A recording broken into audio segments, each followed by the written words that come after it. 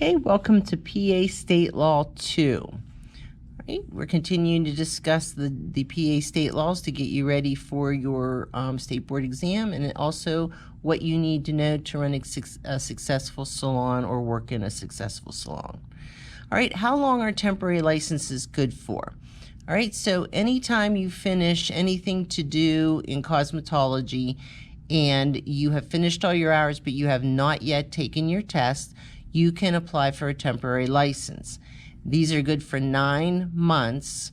If the 9 months comes and goes and you've not successfully passed your test, then you will not get another temporary license.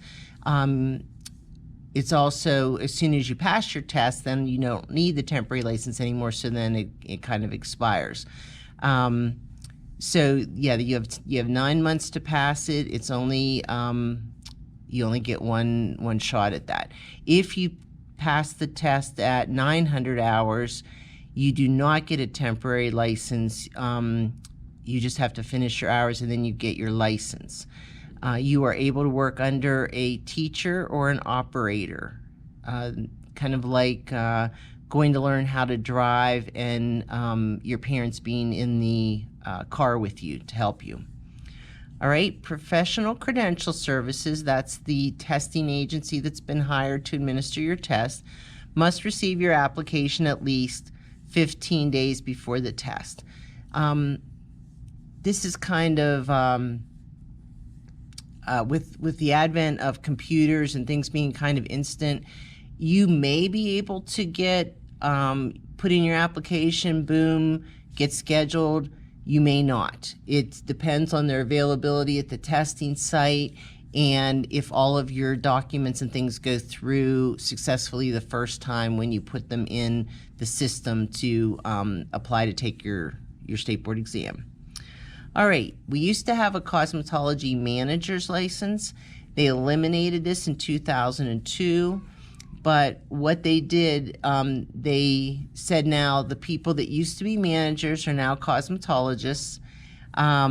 They still have the CM prefix. So when you get your license, it'll have something in front of your number that identifies you in the state of PA.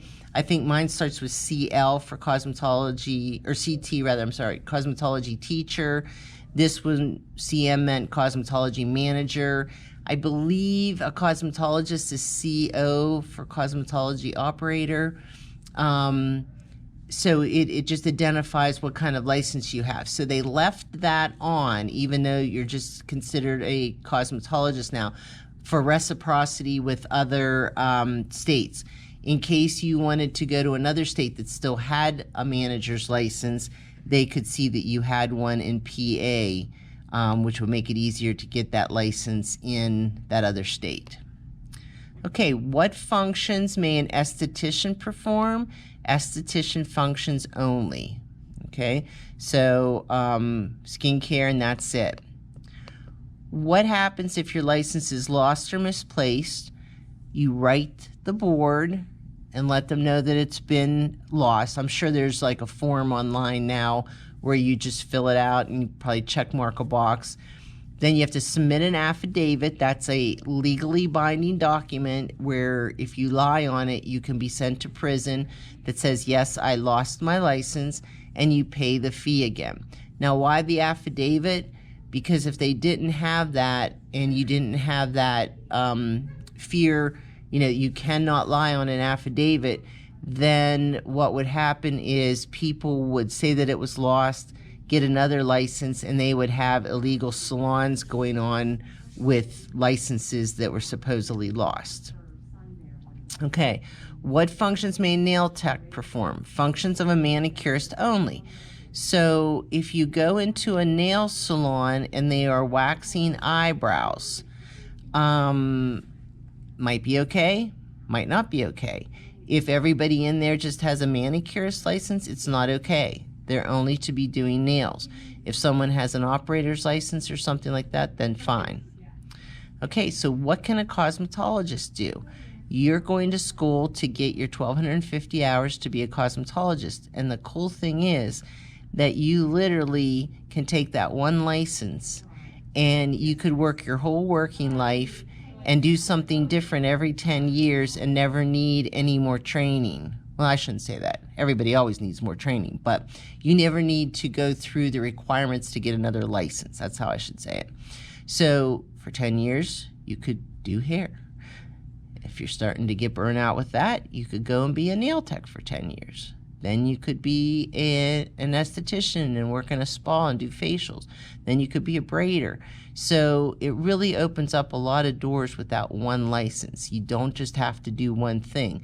You know, if you think about it, there's a lot of things out there that people get certified for, get licenses, and they can only do one thing. You literally can do 4. Now, a lot of you will say, well, should I go back to, you know, like Altoona Beauty School and just go through their esthetician program or just go through their manicuring program?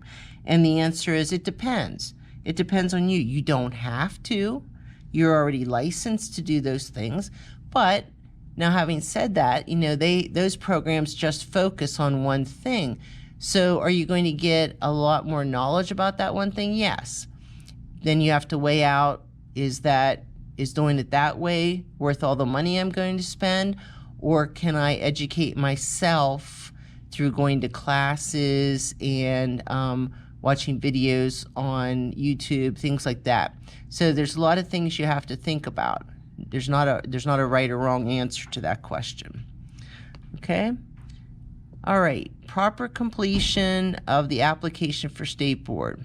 All right, so you have to pay the fee. The first time the school pays your fee, it is $22 for you to get your criminal history check. It is $10 to apply, and then it's $93 to take the test. And the school pays all those things. A notary public seal. One of the secretaries downstairs is actually a notary, so she notarizes our things. I have to send in an affidavit that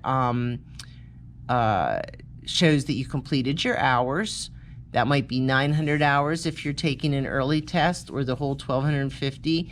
And this one doesn't apply to you, but if you were an adult student, you have to make sure that all your tuition's paid. Okay, so the school's not going to send in your application until the tuition's paid. That's the only way they have to collect that if you're not paying it in a timely manner. Okay? All right, so what does a temporary permit allow you to do? I talked about this already. You can practice cosmetology under a teacher or operator. So you couldn't open up your own shop. You would have to be somewhere where someone was supervising you during that time period, and who can get a temporary permit. It's available to anyone who's finished all their hours, like I said before, whether that's esthetician, manicurist, braider, whatever. If you finished your hours, you are eligible. Okay, thank you.